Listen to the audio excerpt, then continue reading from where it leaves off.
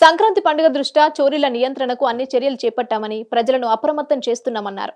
రాత్రి వేళల్లో వీధుల్లో గస్తీ ఏర్పాట్లను చేస్తున్నామన్నారు. ఈ విషయంలో సైబరాబాద్ పోలీస్ కమిషనరేట్ పరిధిలోని ప్రజలు కూడా పలు జాగ్రత్తలు తీసుకోవాలని డీసీపీ క్రైమ్స్ ప్రజలకు పలు సూచనలు చేశారు.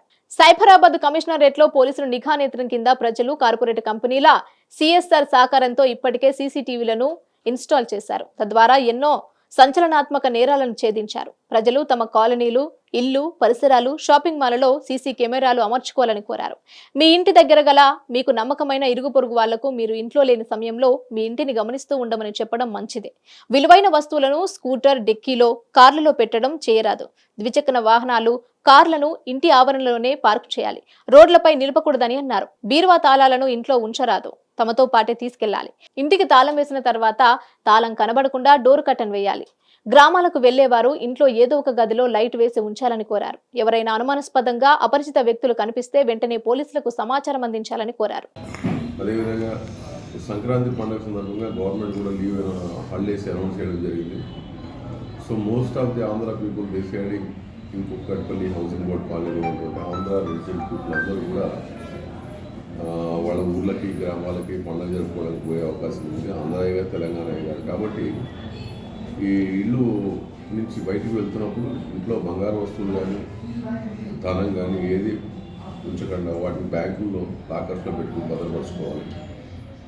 అదేవిధంగా సెంట్రల్ లాకింగ్ సిస్టమ్ యూజ్ చేయాలి. ఈ సీసీటీవీస్ కొద్దిగా ఇన్స్టాల్ చేయించుకొని దాన్ని డీవీఆర్ కనబడకుండా లోపల కన్సీల్ ప్లేస్లో ఉంచుకోవాలి. అదేవిధంగా ఫ్రంట్ డోర్కి లాక్ కనబడకుండా సైడ్ డోర్స్ వేసుకుంటే బెటరు. జస్ట్ ఊరు వెళ్తున్నప్పుడు ఈ పాల వాళ్ళకి, పేపర్ల వాళ్ళకి బాబు మీరు వేయకండి, ఒక వారం రోజులు మేము ఉండమని చెప్పి ముందే ఇన్ఫార్మ్ చేయాలి. లేని పక్షంలో దొంగతనం చేసేవాడు ఒకరోజు వచ్చి దొంగతనం చేయడు, 3 రోజులు వచ్చి ఆ ఏరియా రెక్కీ చేసుకుంటాడు. ఈ పేపర్లు పాల ప్యాకెట్లు వస్తే వీళ్ళు లేరు కాబట్టి వీళ్ళు అవుట్ ఆఫ్ స్టేషన్ కాబట్టి అఫెన్స్ చేయించాలి, అవగాహన కలుగుతుంది. అదేవిధంగా వాళ్ళు ఇళ్ళలోంచి ఊరు పోతున్నప్పుడు ఆ చుట్టుపక్కల వాళ్ళకి ఇన్ఫార్మ్ చేస్తే కొద్దిగా మా ఇంటి మీద కూడా పని చేసుకుంటాను నేను చెప్పాలి. ప్లస్ లోకల్ పోలీస్ స్టేషన్ కూడా ఇన్ఫార్మ్ చేస్తే పెట్రోలింగ్ గస్తీ తిరుగుతూ ఒకసారి లాక్డ్ హౌసెస్ మేము చెక్ చేసుకోవడం జరుగుతుంది. ప్లస్ బయట ఇల్యూమినేషన్ ఉండేటట్టు చూసుకోవాలంటే ఇంటి బయట దొంగతనం చేయడానికి భయపడే విధంగా ఆ చుట్టూ కూడా లైటింగ్ ఏర్పాటు చేసుకుంటే 100% ప్రాపర్టీ అఫెన్స్ ప్రివెంట్ చేయడం.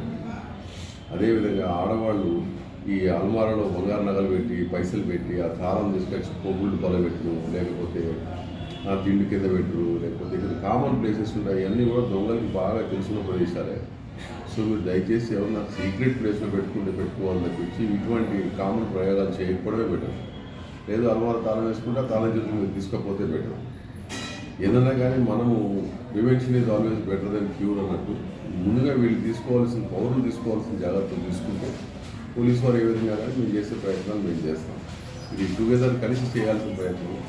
వాళ్ళు ఖచ్చితంగా నగలు, బంగారము, ఎటువంటి విలువైన వస్తువులు కానీ, ధనం కానీ ఇంట్లో పెట్టుకోవడం, బ్యాంకులో పెట్టుకోవడం శ్రేయస్కరం.